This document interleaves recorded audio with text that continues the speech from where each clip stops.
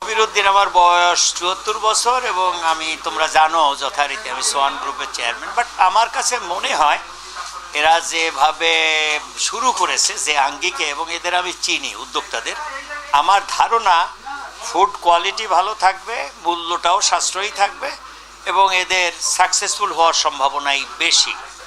আমার তরফ থেকে বলবো যে যারা এখানে উদ্যোক্তা, টুকু আছে, তার ছোট ভাই মিলু আছে, সবাইকে বলবো, আমাদের হাসান আছে, যে প্রচার করতে হবে অফকোর্স, আর পরিবেশটা ভালো রাখতে হবে। সার্ভিস, হসপিটালিটি ম্যানেজমেন্ট যেটা আমরা বলি, সেবা ব্যবসার ভিতরে সবসময় সেবার অ্যাটিটিউড, সবাইকে যাতে আদর করা, একটা ভক্তি শ্রদ্ধার সাথে সেবা দেওয়া, খাদ্য পরিবেশন করা, সেটাই হচ্ছে যে কোনো, বিশেষ করে রেস্টুরেন্ট ব্যবসার মূল মন্ত্র। তো সেটা এনশিওর করবে আমার ধারণা, বাকিটা ভবিতব্য জানে।